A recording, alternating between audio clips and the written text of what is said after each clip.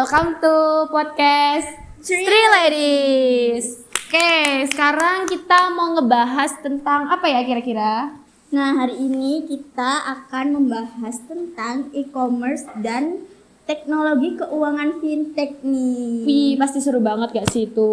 Iya dong. Dan sekarang kita akan kedatangan bintang tamu spesial nih. Wih, Siapa tuh? kira-kira?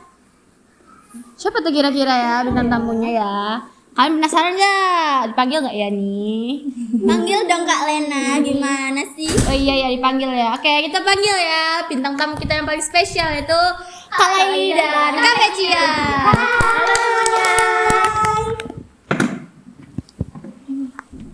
Hey.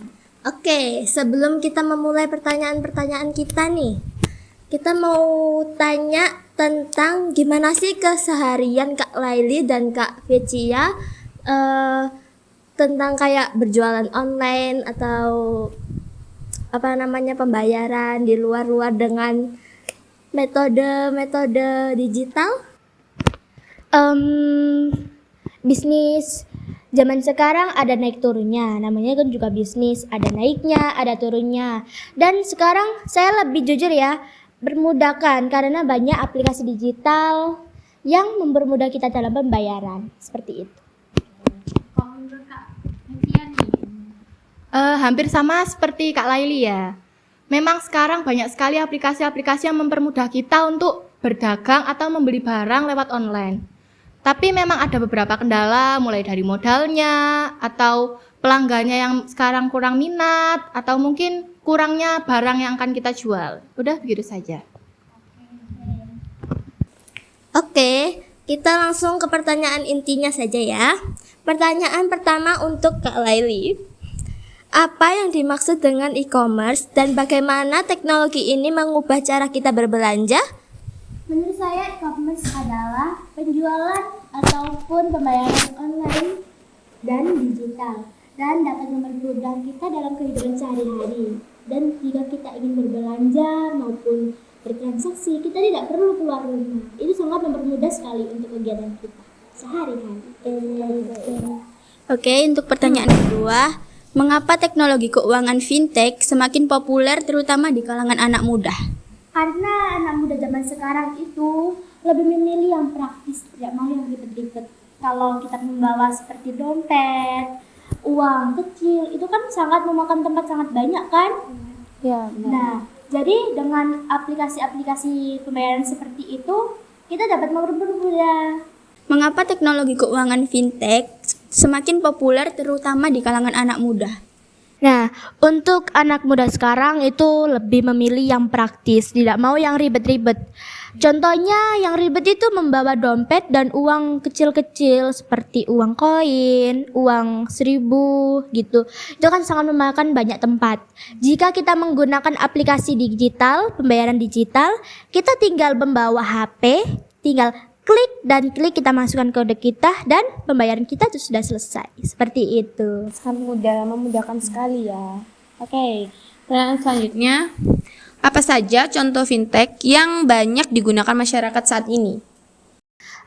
Salah satunya ada GoPay, ShopeePay, Dana, Cbank, setelah itu ada dompet digital dan masih banyak lagi sebenarnya. Nah, itu tuh sangat mudah banget untuk kita pakai anak muda zaman sekarang itu. Oke. Pertanyaan selanjutnya masih untuk Kak Laili ya. Bagaimana fintech membuat transaksi keuangan menjadi lebih mudah dan cepat?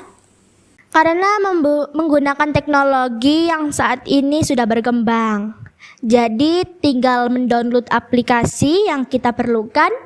Setelah itu kita sekarang banyak yang namanya kris. Kita tinggal scan. Habis itu sudah selesai, kita selesai pembayarannya kita.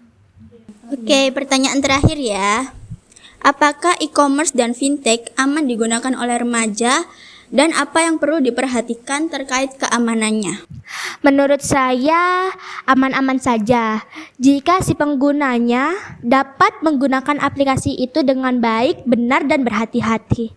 Karena jika terlalu bersembarangan, jika data pribadi seperti contohnya alamat rumah, alamat tinggal, tempat tanggal lahir, setelah itu umur, itu kan seperti data pribadi kita. Itu sangat berbahaya sekali jika itu tersebar di media sosial. Oke. Pertanyaan selanjutnya nih untuk Kak Vecia. Bagaimana perkembangan e-commerce mempengaruhi bisnis-bisnis kecil dan UMKM?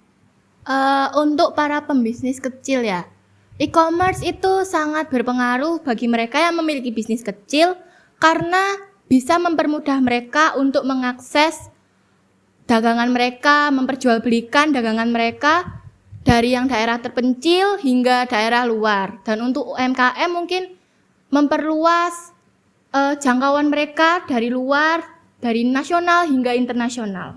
Pertanyaan selanjutnya, apa perbedaan antara metode pembayaran konvensional dan pembayaran digital? Kalau pembayaran konvensional itu pembayaran tunai ya. Jadi contohnya tuh kayak uang, cek, atau mungkin kartu kredit yang berupa fisik. Sedangkan kalau pembayaran digital itu kita menggunakan perangkat elektronik. Dan di dalam perangkat elektronik itu contohnya tuh HP. Di dalam HP itu nanti kita menggunakan aplikasi. Misal OVO, lalu Dana, QRIS, dan lain-lain. Oke, pertanyaan selanjutnya.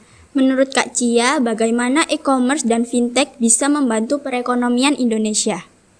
E-commerce dan fintech membantu perekonomian Indonesia dengan cara mempermudah akses, ya seperti tadi yang saya sampaikan, dari perjualbelian yang di dalam hingga keluar. Lalu mereka juga mempermudah yang namanya kita lewat rumah, dari luar rumah, dari dalam rumah, bisa aman gitu. Jadi nggak takut kehujanan atau apa gitu mungkin ya, kalau kita males-males keluar rumah.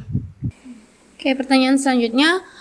Apa keuntungan dan tantangan dalam menggunakan dompet digital atau metode pembayaran online? Kita mulai dari keuntungan dulu ya. Keuntungannya itu pertama, kita tidak perlu repot-repot membawa uang tunai seperti yang tadi disampaikan oleh Kak Laili. Kita tinggal membawa HP, lalu kita membayar menggunakan HP, menggunakan aplikasi yang ada di HP. Sedangkan untuk tantangan yang kita hadapin mungkin beberapa orang atau sebagian orang tidak memumpuni atau tidak memiliki perangkat seperti yang kita miliki saat ini. Sudah itu saja. Oke, pertanyaan terakhir sebelum kita menutup podcast kita hari ini. Menurut Anda, apa masa depan e-commerce dan fintech di Indonesia dan bagaimana pengaruhnya terhadap generasi muda? E-commerce dan fintech memiliki masa depan yang sangat cerah ya menurut saya di masa depan nanti. Dan karena seiring berjalannya waktu, teknologi dan internet juga akan semakin berkembang. Dengan adanya perkembangan itu akan mempermudahkan generasi muda untuk mengakses namanya perbelanjaan online.